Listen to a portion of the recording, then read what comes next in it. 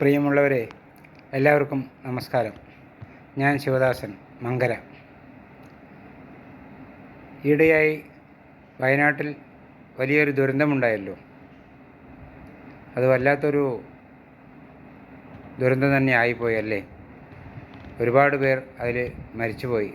നമ്മുടെ സഹോദരന്മാരും സഹോദരിമാരും അച്ഛനമ്മമാർ, അതുപോലെ പിഞ്ചു കുഞ്ഞുങ്ങൾ ഒന്നും അറിയാതെ കിടക്കുമ്പോൾ രാത്രിയിലാണ് മരണം സംഭവിച്ചത്.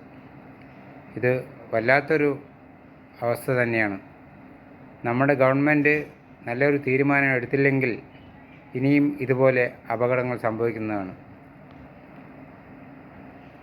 ഇതെല്ലാം കഴിഞ്ഞ് ഇനി ഇവർ ചെയ്യുന്നത് എന്താണെന്ന് വെച്ചാൽ, അതേ സ്ഥലത്ത് തന്നെയാണോ ഇവർക്കെല്ലാം വീട് വെച്ച് കൊടുക്കുന്നത്, അതേ സ്കൂളിൽ തന്നെ പണിയുന്നത്, അങ്ങനെയെല്ലാം ഞാൻ കേട്ടിരുന്നു. പക്ഷേ അത് വേണോ അവിടെയെല്ലാം അവിടുന്ന് മാറ്റി പാർപ്പിച്ചുകൂടെ? അതല്ലേ നല്ലത്. അതുപോലെ തന്നെ നമ്മുടെ മുല്ലപ്പെരിയാർ ഡാം, അത് എത്രയും വേഗം അതിനൊരു തീരുമാനം ഗവൺമെൻറ് എടുത്തില്ലെങ്കിൽ ഇങ്ങനെ ആയിരിക്കില്ല, ഇതുപോലെ ആയിരിക്കില്ല മരണം. അതെല്ലാവർക്കും അറിയാലോ. എല്ലാവരും ഒന്ന് ചിന്തിച്ച് നോക്കൂ. അവിടെയുള്ളവർ രാത്രി ഉറങ്ങുമ്പോൾ എന്തായാലും സമാധാനത്തോടെ ഉറങ്ങാൻ അവർക്ക് കഴിയുമോ? അവർ ദൈവത്തിനോട് പ്രാർത്ഥിച്ചിട്ടായിരിക്കും അവിടെ ഉറങ്ങുണ്ടാവുക. ഡാം പൊട്ടാതിരിക്കട്ടെ. പൊട്ടുകയാണെങ്കിൽ തന്നെ രാത്രി പൊട്ടാതിരിക്കട്ടെ. പകൽ പൊട്ടിയാലും രാത്രി പൊട്ടിയാലും എല്ലാം അവർ മരിക്കും. 6 ജില്ലകൾ പോകുമെന്നാണ് എല്ലാവരും പറയുന്നത്. മുല്ലപ്പെരിയാർ പൊട്ടിയാൽ തന്നെ അത് ഇടുക്കി ഡാമും ചെറുതോണി ഡാമും എല്ലാം പൊട്ടേണ്ട കണ്ടീഷനിലാണ് എന്നാണ് എല്ലാവരും പറയുന്നത്. അതിനെക്കൊണ്ട് ഗവൺമെൻറ്റിനോട് ഞാൻ പറയുകയാണ്, ഇതിനൊരു നല്ലൊരു തീരുമാനം നിങ്ങൾ എടുത്തില്ലെങ്കിൽ ഇങ്ങനെ ആയിരിക്കില്ല ഇനി അവസ്ഥ. എത്രയും വേഗം. ഞാൻ പറയുന്നത് എന്താണെന്ന് വെച്ചാൽ, എനിക്ക് വലിയ അറിവൊന്നുമില്ല. അപ്പം നിങ്ങൾ ആ ഡാമിലെ വെള്ളം തമിഴ് സഹോദരന്മാർക്ക് കൊടുക്കുക. എല്ലാം കൊടുത്തോളൂ. നമുക്കിഷ്ടം പോലെ വെള്ളമല്ലേ ഇവിടെ. ആ വെള്ളം എല്ലാം കൊടുത്തിട്ട് അവരെവിടെയെങ്കിലും സംഭരിക്കട്ടെ. എത്രയും വേഗം നിങ്ങൾ അതിൻ്റെ വെള്ളം കാലിയാക്കൂ, വറ്റിക്കൂ, ഡാം വറ്റിക്കാൻ നോക്കൂ. അതിനുശേഷം അതിൻ്റെ താഴെയായിട്ട് നല്ലൊരു ഡാം പണിയെടുക്കൂ. 2 സർക്കാരും കൂടെ നല്ലൊരു ബലത്തിൽ സ്ട്രോങ് ആയിട്ട് വലിയ ഡാം നിങ്ങളുണ്ടാക്കൂ. അതല്ലേ നല്ലത്. അല്ലാതെ ഇത്രയും ഈ 6 ജില്ലയിലുള്ള ആൾക്കാരിനെ കുരുതി കൊടുക്കുകയാണോ വേണ്ടത്?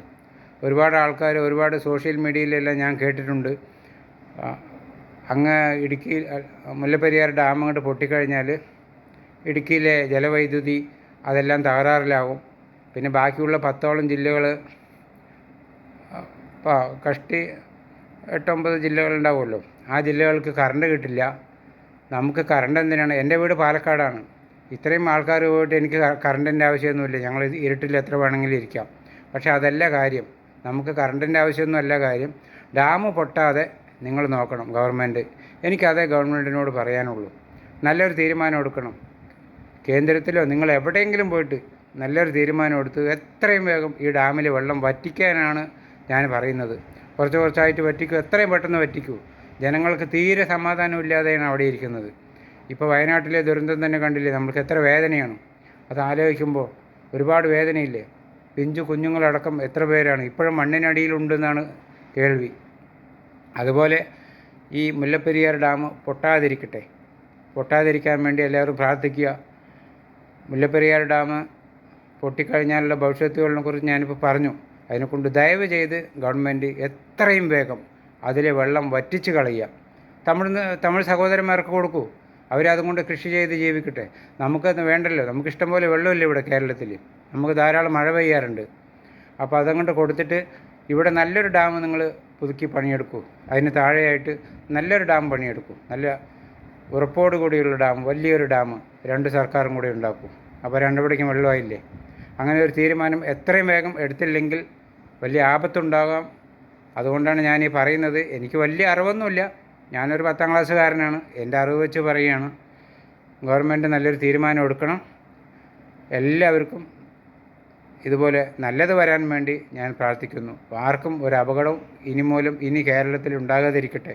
അതിനുവേണ്ടിയാണ് സർക്കാരിനോട് ഞാൻ അപേക്ഷിക്കുന്നത്. അതിൽ ഡാം എത്രയും വേഗം നിങ്ങൾ വെള്ളം വറ്റിച്ച് കളയുക എന്നാണ് ഞാൻ പറയുന്നത്. അത് വറ്റിച്ച് കളയാൻ പറ്റില്ല എന്നൊന്നും എനിക്ക് അറിഞ്ഞുകൂടാ. അല്ലെങ്കിൽ അവർക്ക് കൊടുക്കൂ, തമിഴ്നാട്ടുകാർക്ക് കൊടുക്കൂ, അവർ കൃഷി ചെയ്യട്ടെ. അവിടെ ഡാം അങ്ങനെ വേണ്ട. ഡാം അതിനുശേഷം പതുക്കെ നിങ്ങൾ വലിയൊരു ഡാം കെട്ടിയുണ്ടാക്കൂ. അപ്പോൾ രണ്ടവിടേക്കും ആയില്ലേ. ഓക്കെ, ഇത്രയേ ഇപ്പം ഞാൻ പറയുന്നുള്ളൂ. എല്ലാവർക്കും നന്ദി, നമസ്കാരം.